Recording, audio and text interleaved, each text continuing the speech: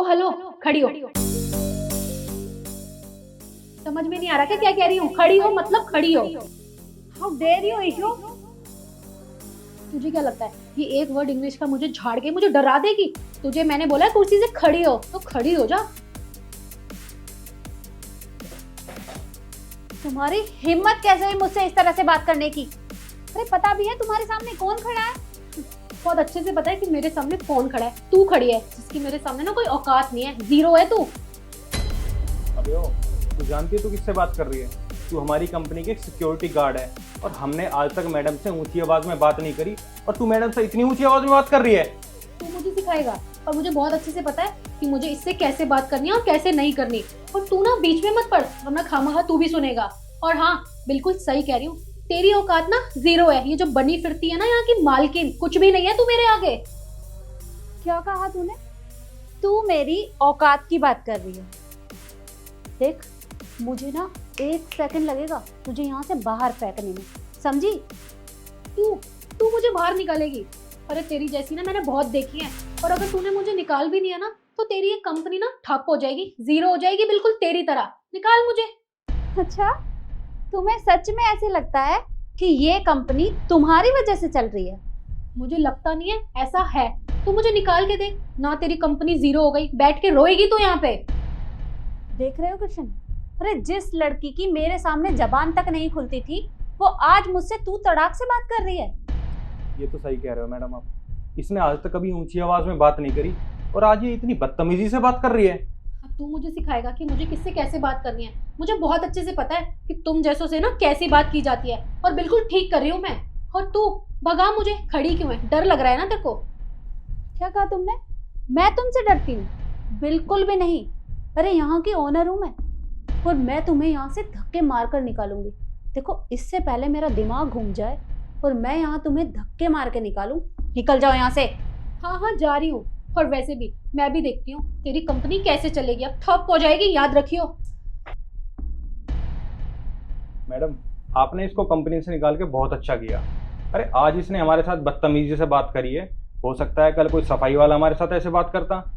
पर मैडम मेरे को एक बात समझ नहीं आई, आज तक इसने हमसे कभी ऊंची आवाज में बात नहीं करी, पर आज इसने ऐसा क्यों किया?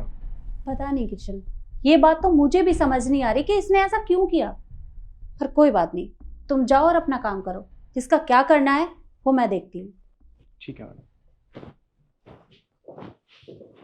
जी डॉक्टर साहब, जी मैं शाम तक पहुंच जाऊंगी हॉस्पिटल। हाँ जी, बस आप पापा का इलाज मत रोकना, मैं पैसों का भी इंतजाम कर लूंगी। जी डॉक्टर साहब, आपसे बहुत विनती है। जी मैम, मैंने अभी उस गार्ड को फ़ोन पे बात करते हुए सुना। वो फ़ोन पे बात कर रही थी और कह रही थी कि उसके पापा बीमार हैं, कुछ ऐसी बातें चल रही थी। मुझे लगता है आपको उससे बात करनी चाहिए। अब मुझे समझ में आया कि उसने मुझसे इतनी बदतमीजी से क्यों बात की। तुम 1 मिनट रुको। हाँ केशव, बाहर इशू होगी, उसे अंदर भेजो।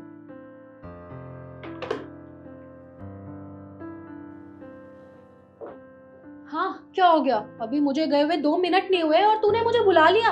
अरे मैंने तुझे कहा ही था कि मेरे बिना ना तेरी कंपनी चलेगी नहीं। बता क्या काम है?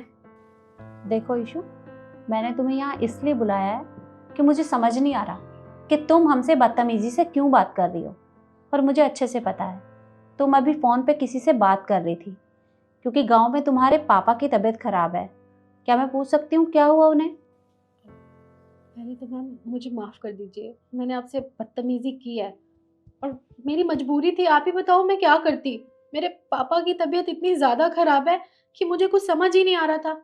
आपको पता है मैं आपसे इतने दिन से छुट्टियां मांग रही थी कि मैम मुझे गांव जाना है, प्लीज़ आप मुझे छुट्टी दे दो, मुझे बहुत ज़रूरी है। पर आपने मेरी एक नहीं सुनी। आपने बोला कि मैं अभी बिज़ी हूँ, बाद में आना। तो आप ही बताओ मैं क्या करती। एक तरफ मेरे पापा जो बीमार हैं और दूसरी तरफ मेरा ये काम। क्या फ़ायदा मेरे इस काम का जो मैं अपने पापा के पास ही नहीं जा सकती। और आज डॉक्टर का फ़ोन आया और उन्होंने मुझे बोला कि तुम्हारे पापा को तुम्हारी बहुत ज़रूरत है और हम इलाज भी नहीं करेंगे अगर पैसों का इंतज़ाम नहीं हुआ तो बस मैंने सोच लिया था कि आप तो मुझे छुट्टी नहीं देंगी तो मैं आपके साथ बदतमीजी करूंगी तो आप मुझे काम से निकाल ही देंगी ना। और तब मैं आराम से अपने पापा के पास जाके उनका इलाज भी करवा लूंगी और उनका ख्याल भी रख लूंगी।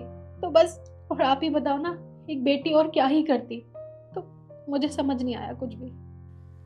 देखो ईशु, पहली बात तो ये कि तुमने मुझे ये नहीं बताया था कि तुम्हारे पिताजी की तबीयत खराब है।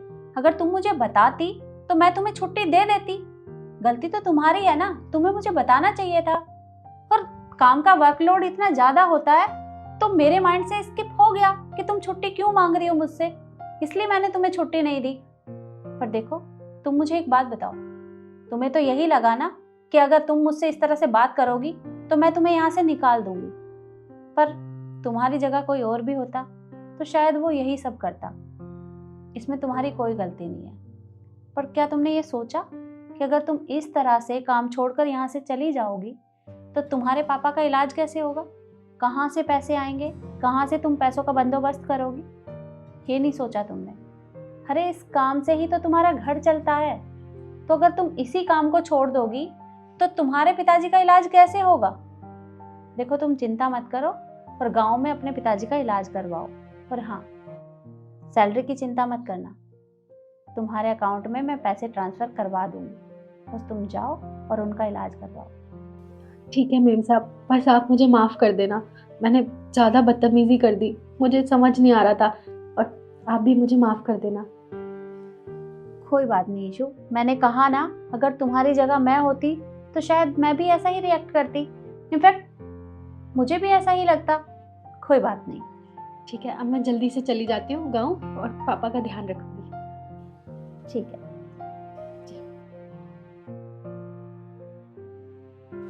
देखा कृष्ण, मैंने सही कहा था कि जो लड़की आज तक मेरे सामने जबान तक नहीं खोलती वो हमसे इस तरह से तो बात कर ही नहीं सकती। सही कहा मैम आपने। अच्छा ठीक है, तुम एक काम करो, तुम जाओ और अगर मुझे कुछ काम होगा तो मैं तुम्हें बुला लूंगी। ठीक है।